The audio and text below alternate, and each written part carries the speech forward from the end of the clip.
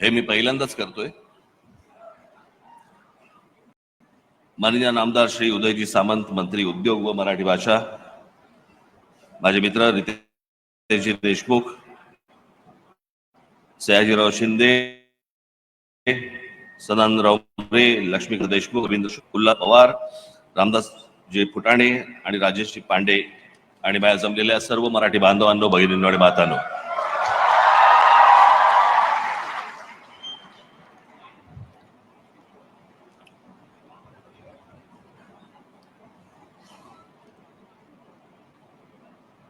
तुमच्या मनात असेल की हा कसा इथे शासनाचा कार्यक्रम आहे,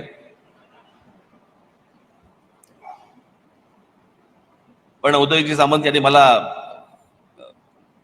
बरीच गळ घातली आणि या कार्यक्रमासाठी मला बोलवलं आणि त्यामुळे आपलं सर्वांचं दर्शन झालं. त्यामुळे मी उदयजी सामंत यांचे मी मनापासून आभार मानतो. आज माझे मित्र रितेश देशमुख यांचा माझ्या हस्ते त्यांना पुरस्कार देण्यात आला.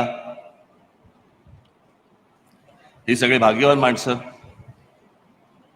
मी दिला म्हणून नाही, पण यांना पुरस्कार मिळतात.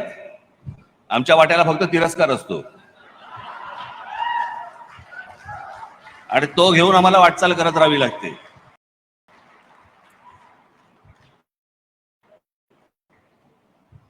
पण आज या मराठी भाषेसाठी म्हणून बऱ्याच गोष्टी आपल्याला करण्यासारख्या आहेत. सयाजीरावांचा की त्यांनी मराठीत भांडण कसं केलं आफ्रिकेतल्या माणसाशी. आपण आपल्या भाषेवरती ठाम राहिलं पाहिजे. जग त्याच्यानंतरच तुम्हाला दाद देतात.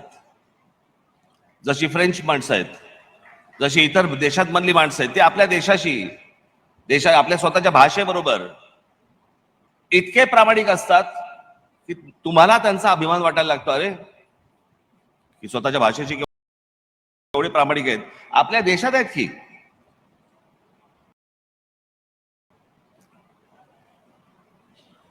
आणि जर बाकीची राज्य जर समजा स्वतःच्या भाषेबद्दल जर समजा अभिमान बाळगून असतील, तर आपण दुसऱ्या भाषेमध्ये का बोलायला जातो?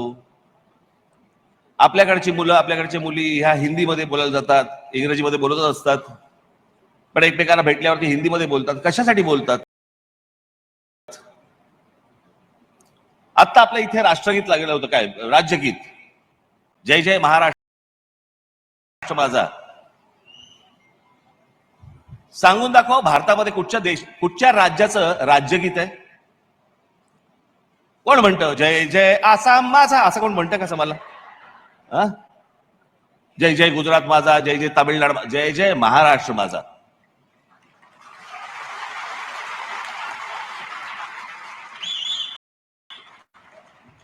पहिली गोष्ट आपण लक्षात घेतली पाहिजे की आजपर्यंत या भूप्रदेशावरती, ज्याला मी नेहमी सांगत आलो की हिंद प्रांत, कारण हा देश हिंदुस्थान भारत जो काय आहे हा 1947 साली झाला,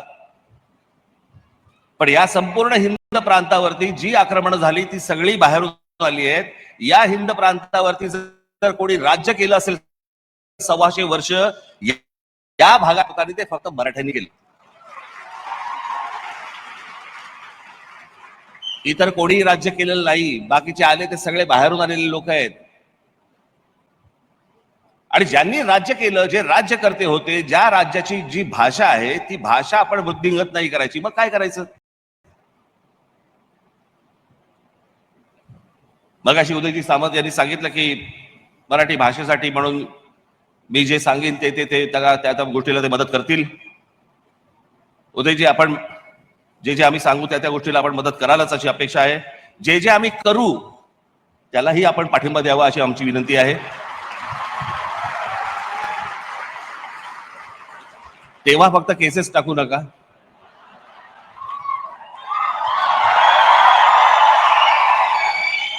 आतापर्यंतचा अनुभव सांगितला आपला, बाकी काही नाही. काय जे करतोय ते महाराष्ट्रासाठी करतोय, जे मराठी भाषेसाठी करतोय, आमच्या परीने करतोय. तुमची बौद्धिक मशागत करण्यासाठी ही सर्व मंडळी बसलेली आहेत तिथे. मोरे साहेब बसलेले आहेत, बाकीची सगळी मंडळी बसलेली आहेत. आमच्या सदानंदराव मोरेंची व्याख्यानं तुम्ही युट्यूबवरती ऐका. ती ऐकल्यानंतर तुमच्या लक्षात येईल आपण मराठी आहोत म्हणजे काय आहोत.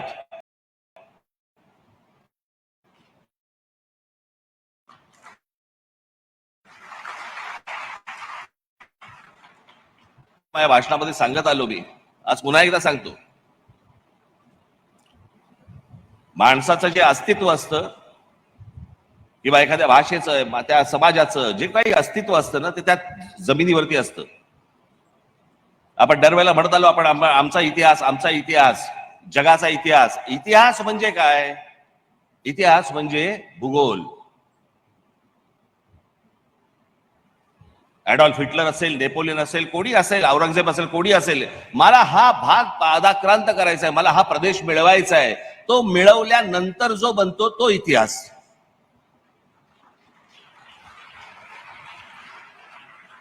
तुम्ही इतिहास काढून बघा. सगळा इतिहास काढल्यानंतर तुमच्या लक्षात येईल की आपण कशाला इतिहास म्हणतो आहोत. आणि ती एकदा जमीन तुमच्या पायाखालनं जर सरकली, तुमचं अस्तित्वच राहत नाही. त्याच्यामुळे भूगोलाशिवाय इतिहास नाही. आज आपण साहित्य संमेलन भरवतोय, आज आपण मराठी भाषेसाठी सगळ्या गोष्टी करतोय, पण मराठी माणसाचं म्हणून जे अस्तित्व आपल्या ज्या शहरांमध्ये जे असायला पाहिजे आणि दिसायला पाहिजे, मला असं वाटतं राज्य सरकारने आणि आम्ही तुम्ही सगळ्यांनी मिळून ते टिकवलं पाहिजे.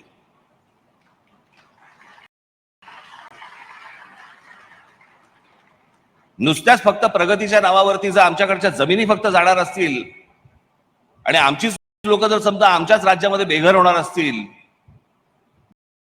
मला असं वाटतं त्याला विकास नाही म्हणत. तो विकास नसतो. आपलं अस्तित्व पुसण्याचा तो एक प्रकारचा डाव असतो. मला असं वाटतं ती गोष्ट प्रत्येकाने समजून घेतली पाहिजे की आपण नेमकं काय करतो आहोत. प्रत्येकाने ही गोष्ट जपली पाहिजे. माझ्या इकडे एखाद्या कंपनीने विकत घेतलीचा अर्थ काय? की त्या 5,000 एकर मधली सगळी कुटुंब गेली बाहेर. कुठे गेली, काय गेली माहिती नाही. जर समजा आपण ह्या गोष्टी जर जपल्या नाहीत, आपण आपलंच राज्य जर जपलं नाही, मला आज काय कुठचं तुम्हाला कॉन्ट्रोवर्शियल किंवा असल्या प्रकारची गोष्ट सांगायची नाही, पण मला असं वाटतं की साहित्य इतिहासातनं काही आपण बोध घेणार नसू. इतिहास न वाचलेला बरा.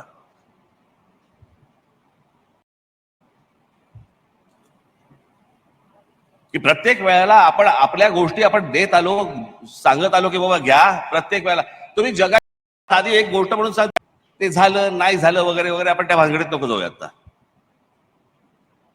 370 कलम रद्द झाल्याचा अर्थ काय? तर भारतीय माणूस तिथे काश्मीरमध्ये स्वतःची जमीन घेऊ शकतो. अजून किती जण घेते मला माहिती नाही. खरं तर पहिल्यांदा अंबानी आणि अदानीने घ्यायला पाहिजेत. आता लोकांना विश्वास बसेल ना की बाबा जायला हरकत नाही.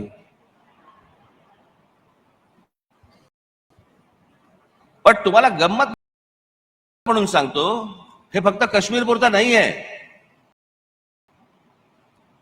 तुम्ही जर समजा आता हिमाचल प्रदेशमध्ये जरी गेलात, तरी हिमाचल प्रदेशमध्ये तुम्ही जमिनीचा तुकडा घेऊ शकत नाही. भारतीय कोणी माणूस जरी समजा तिकडे गेला, तरी हिमाचल प्रदेशमध्ये तुम्ही तुमचा जमिनीचा तुकडा विकत घेऊ शकत नाही.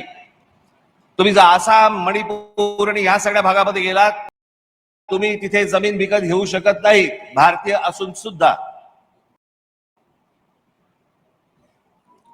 आम्हीच का मोकळीक दिली आहे?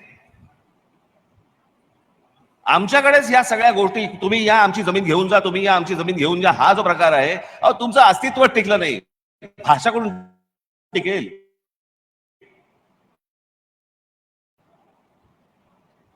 तुम्हीच असाल तर भाषा टिकेल. नो, माझी उदयजी सावंत यांना विनंती आहे की मराठी भाषेबरोबरच मला असं वाटतं राज्य सरकारने आपल्या मराठी माणसाचं अस्तित्व देखील तसंच टिकवलं पाहिजे. ते टिकणार असेल तर मराठी भाषा टिकेल. उद्या ही अशी साहित्य संमेलन किंवा हे संमेलन आपण हे पुस्तक प्रदर्शनं भरवली आहेत, ही पुस्तक प्रदर्शनं, ही पुस्तकं आपण मुलांनी, नवीन येणाऱ्या मुलांनी वाचली पाहिजेत. मला असं वाटतं प्रत्येक गोष्टीमध्ये आपण जशी काट टाकतोय तशी साहित्यामध्ये देखील काट टाकली पाहिजेत. आज माझी सगळ्या साहित्यिकांना माझी विनंती आहे, तुम्ही चांगलं असेल वाईट असेल काही असेल, पण मला असं वाटतं साहित्यिकांनी मार्गदर्शन केलं पाहिजे, साहित्यिकांनी बोललं पाहिजे, साहित्यिकांनी सांगितलं पाहिजे, मार्ग दाखवला पाहिजे. तो राजकीय असेल ना तर काही असेल. पूर्वीच्या काळामध्ये साहित्यिक बोलायचे, पूर्वीच्या काळी साहित्यिक राजकीय विषयांवरती आपलं मत मांडायचे. मला आता कोणी मत मांडताना दिसत नाहीत. कोणतेही सरकार असू देत, त्याचा काही विषय नाहीये की आज ह्यांचं सरकार आहे म्हणून किंवा त्यांचं सरकार, कोणाचंही नाही. मला असं वाटतं साहित्यिकांनी मार्ग दाखवला पाहिजे. साहित्यिकांनी या गोष्टी फक्त नुसती पुस्तकं येऊन चालणार नाही, त्यांनी मार्गदर्शन देखील केलं पाहिजे. चांगलं काय वाईट काय हे समाजाला सांगितलं पाहिजे. आम्ही तुमच्याकडे ज्यावेळेला आदराने बघतो, आदर्श म्हणून बघतो, त्यावेळेला मला असं वाटतं की आम्ही जशी तुमच्या पुस्तकांकडे आदराने पाहतो, तसं आम्हाला तुमची मतं काय आहेत याच्याकडे देखील आम्ही आदराने पाहिलं पाहिजे. जेव्हा साहित्यिक बोलायला लागतील तेव्हा माणसं ऐकायला लागतील. कोण साहित्यिक बोलतोय हे ऐकल्यावरती मला असं वाटतं त्यांची पुस्तकंही वाचायला घेतील. कारण नुसतीच काही पुस्तकं वाचली जाणार नाहीयेत. आज हळूहळू साहित्यामधले हे सगळे पुस्तक वाचनच मुळात कमी झालेलं आहे. कारण जे काय येते ते व्हॉट्सअपवर येते, आम्ही पाहतही नाही होते खरं आहे का खोटं आहे का काय.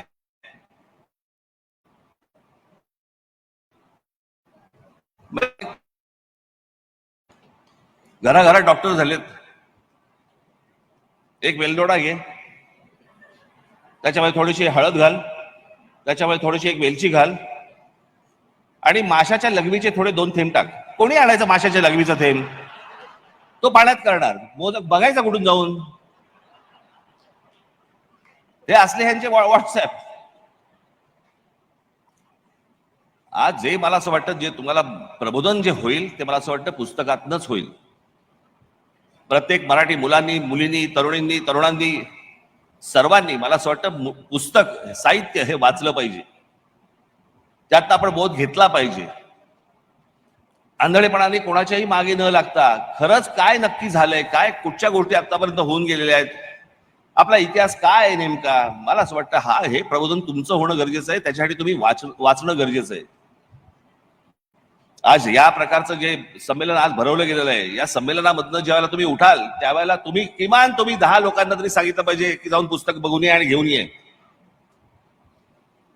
या पुस्तकांचा जेवढा प्रचार होईल, त्या पुस्तकातनं त्याच्या ज्ञानाचा जेवढा प्रचार होईल, मला असं वाटतं तो प्रत्येक मराठी माणसाच्या घरामध्ये गेला पाहिजे.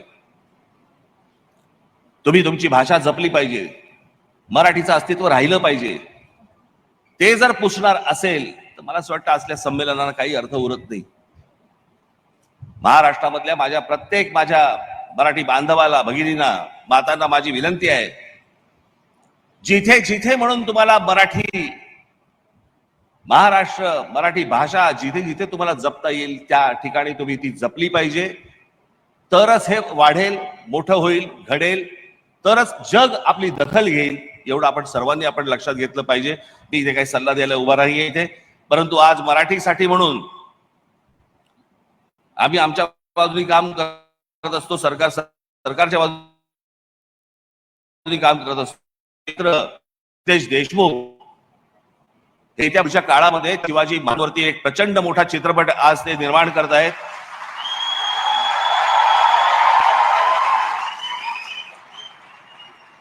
शिवरायांच्या भूमिकेमध्ये ते स्वतः आहेत.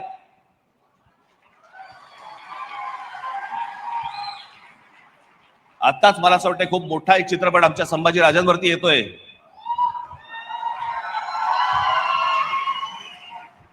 आणि पुढच्या काही काळामध्ये रितेश देशमुख यांचा शिवाजी महाराजांवरचा चित्रपट आज येतोय. आपल्या महाराष्ट्रामधले आपले महापुरुष हे आपण मोठे केले पाहिजेत. आपल्या महापुरुषांना आपण जातीपातीमध्ये अडकवलं नाही पाहिजे. आपण जातीपातीमधनं महापुरुष आपण नाही पाहिले पाहिजे. प्रत्येक महापुरुष हा आपला असला पाहिजे, हा प्रत्येक आपला महाराष्ट्राचा असला पाहिजे. इथे साहित्य इथे समोर आहे, माझ्या महापुरुषाबद्दल तो का लिहितोय? ते कुठून प्रश्न पडायला लागले महाराष्ट्रात? मला असं वाटतं योग्य लिहितोय का अयोग्य लिहितोय इथपर्यंत ठीक आहे, पण कोणत्या जातीचा माणूस लिहितोय ही कधी वेळ आली नव्हती. मला असं वाटतं या जातीपातीतनं हा महाराष्ट्र बाहेर येणं गरजेचं आहे. महाराष्ट्र हा मराठी म्हणून एकत्र येणं गरजेचं आहे. जशी बाहेरची राज्य बाकीची राज्य जशी त्यांची भाषा म्हटल्यानंतर जशी एकत्र येतात. साधी गोष्ट तामिळनाडू मधला आणि तुमचा ह्याच्यातला आंध्र प्रदेश मधला ना कावेरीचा प्रश्न, कर्नाटकातला माफ करा, कर्नाटकातला आणि कावेरीच्या प्रश्नावरती तामिळनाडू मधले चित्रपट सृष्टी असू देत, साहित्यिक असू देत, राजकीय पक्ष असू देत, सगळे राजकीय पक्ष एका प्रश्नासाठी म्हणून कावेरीच्या प्रश्नासाठी सगळे एका व्यासपीठावरती येतात. त्यांच्या भाषेसाठी सगळेजण सर्व लोक एका व्यासावरती येतात. मराठीसाठी म्हणून आपण एकत्र सर्वांनी येणं गरजेचं आहे. प्रत्येकाची काम करायची पद्धत असते. आमची एक वेगळी पद्धत आहे, तीही मला असं वाटतं तुम्ही सांभाळून घेतली पाहिजे. ह्यांची एक पद्धत आहे, तीही सांभाळून घेतली पाहिजे. मला असं वाटतं ह्या नद्यांचा जर नीट संगम झाला तर मराठी भाषा आणि मराठी माणूस याला हात लावायची या जगात कोणाची हिंमत होणार नाही, एवढं आपल्याला निश्चित सांगतो. आणि आज मला इथे उदय सामंत यांनी मला बोलवलं, मला रितेश देशमुख यांचा माझ्या हस्ते सत्कार केला. I am honoured. आणि या सगळ्या मला अतिशय मी भाग्यवान आहे की माझ्या मित्राचा सत्कार माझ्या हस्ते झाला त्याबद्दल. आणि होऊ घातलेल्या छत्रपती शिवाजी महाराजांच्या भूमिका करणाऱ्या माझ्या मित्राला मी मनपूर्वक शुभेच्छा देतो. सामंत साहेबांना आणि त्यांच्या सर्व सहकाऱ्यांना हा सर्व कार्यक्रम त्यांनी आयोजित केला त्याबद्दल मित्राचा धन्यवाद देतो. इथे राहणाऱ्या मराठी माणसांना देखील मी मनापासून आज धन्यवाद आणि शुभेच्छा देतो. आणि हा कार्यक्रम पाहण्यासाठी अमेरिकेतनं आलेल्या जे लोक आहेत त्यांनाही मनापासून धन्यवाद देतो आणि आपण सर्वांची मी रजा घेतो. धन्यवाद. जय हिंद, जय महाराष्ट्र. धन्यवाद राजसाहेब. यानंतर मराठी भाषा विभागाचे सहसचिव डॉक्टर नामदेव भोसले यांना विनंती करतो की त्यांनी आभार प्रदर्शन करावं.